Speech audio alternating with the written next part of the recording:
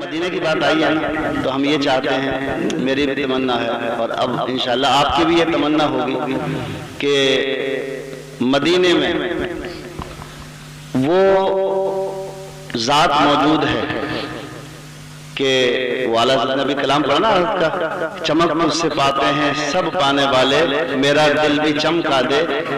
تو چمک اور روشنی اور نور جس کو جو بھی ملتا ہے وہ کہاں سے ملتا ہے؟ مدینے سے ملتا ہے. تو میرے والد صاحب کی قبر بھی جب مدینے کے اور ان کے درمیان کے سارے پردے ہٹ جائیں گے تو انشاءاللہ قبر میں لہرائیں گے تاحش چشمے نور کے، جلوہ فرما ہوگی جب طلعت رسول اللہ کی. تو ہم یہ تو نہیں کہہ سکتے کہ حضور تشریف لائیے، کیونکہ ہمارا یہ عقیدہ ہے کہ وہ جسم کے ساتھ مدینے میں ہے اور نور کے ساتھ ہر مومن کے سینے میں ہے. جسم کے ساتھ مدینے میں ہے اور روحانیت اور نورانیت کے ساتھ ہر مومن کے سینے میں ہے، کیونکہ غم مصطفیٰ جس کے سینے میں ہے، غم مصطفیٰ، اگلا شعر آپ کو بولنا ہے، غم مصطفیٰ جس کے سینے میں ہے، کہیں بھی رہے وہ مدینے میں ہے. اعلیٰ حضرت نے ہمیں سبق یہ دیا ہے کہ مدینے سے اتنی محبت، یہ ایمان کا تقاضا ہے، حضور کے عشق کی تکمیل ہی اسی سے ہوتی ہے بے شک، کہ تمہاری حالت وہ ہو جو اعلیٰ حضرت نے سبق دیا ہے. کیا بات؟ اعلیٰ حضرت کا سبق کیا تھا؟ انہیں جانا، انہیں مانا، کیا نہ رکھا غیر سے کام، للہ الحمد میں دنیا سے مسلمان آیا.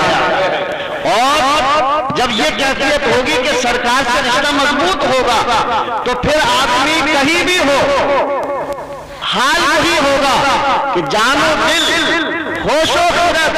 پھر یہاں جسم ہوتا ہے، یہاں کیا ہوتا ہے؟ جسم ہوتا ہے، باقی کوئی چیز بھی یہاں، جان و دل ہوش و خرد سب تو مدینے پہنچے، تم نہیں چلتے رضا سارا تو سامان گیا.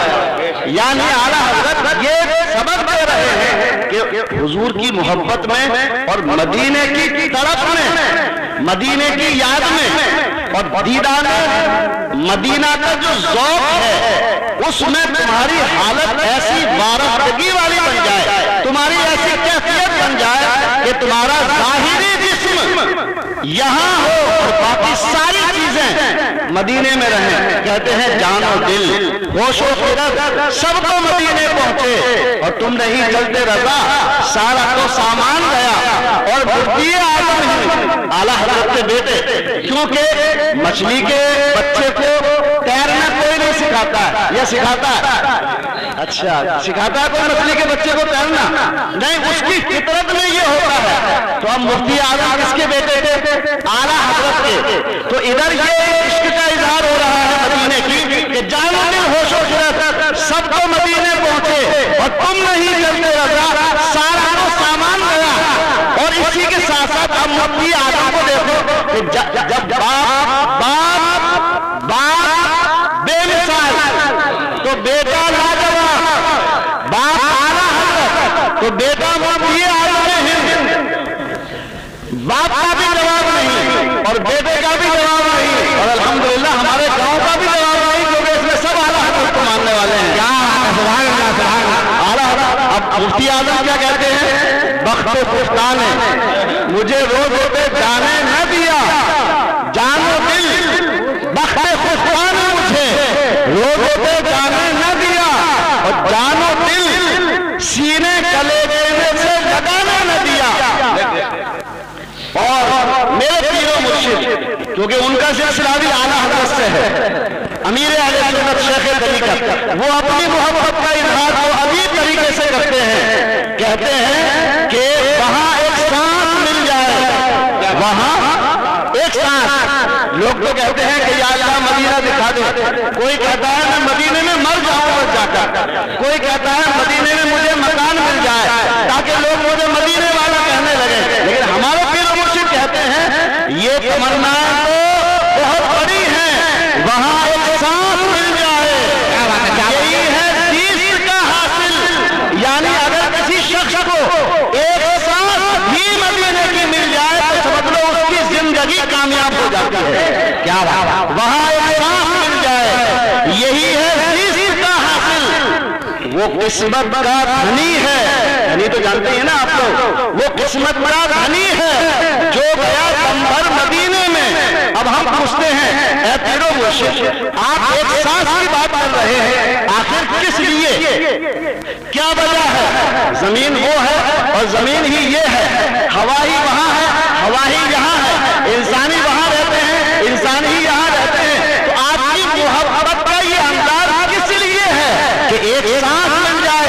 کہتے ہیں مدینہ اس لیے عطار جانو دل سے ہے پیارا کہ رہتے ہیں میرے آقا میرے دل بھر مدینے میں، کہ رہتے ہیں میرے آقا میرے دل بھر مدینے میں۔ اور ایک صاحب نے تو کمال ہی کر دیا، کیا کمال کر دیا۔ اور دیکھیے عشق جب تک کمال نہیں کرے تو پھر منزل نہیں آتی ہے، منزل نہیں آتی، اسے کمال کرنا پڑتا ہے۔ کہتے ہیں اپنے دل کو مکہ بھی بناؤ، کیونکہ وہاں اللہ کا گھر ہے، اس لیے اپنے دل کو مکہ بھی بناؤ، مگر یہ یاد رکھنا کہ مکے سے حضور نے ہجرت کی ہے، اس لیے اپنے دل کو مدینہ بناؤ تاکہ کہیں جانے کا سوال ہی نہ ہو، جینا بھی وہیں، انتقال بھی وہیں، مزار بھی وہیں، اور جب دنیا ختم ہو جائے گی تو وہ حصہ اٹھا کر ایسے ہی جنت میں رکھ دیا جائے گا۔ کیا بات ہے، کیا بات ہے، سبحان اللہ۔ کچھ لوگوں میں اختلاف ہو گیا کہ بھائی مدینہ افضل ہے کہ جنت، کیا بات؟ تو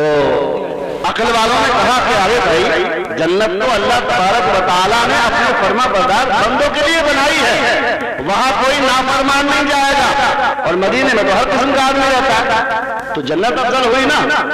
تو دوسرے نے کہا جس کا سینہ مدینہ بنا ہوا تھا وہ کہتا ہے کہ تم تو جنت کی بات کر رہے ہو، ارے حضور علیہ السلام جب تک مدینے میں ہے کروڑوں جنتیں بھی اس کا مقابلہ نہیں کر سکتی، جنت بھی اسی لیے افضل ہوگی کہ اس میں سب سے پہلے مصطفیٰ کا داخلہ ہوگا۔ کیا بات ہے، بے شک سبحان اللہ۔ کائنات کی سب سے افضل ترین جگہ اگر کہیں ہے تو اس کا نام ہے بولے مدینہ۔ یہ مدینہ بولنا بھی بہت بڑی بات ہے، کیا بات ہے، کیونکہ جو چیز زبان پر آتی ہے وہ دل میں اتر جاتی ہے، تو ادھر زبان سے بولیں گے مدینہ اور ادھر دل میں اتر جائے گا، اور جب دل میں اتر جائے گا تو پھر یہ دل خود بخود مدینہ بن جائے گا۔ کون سا مدینہ؟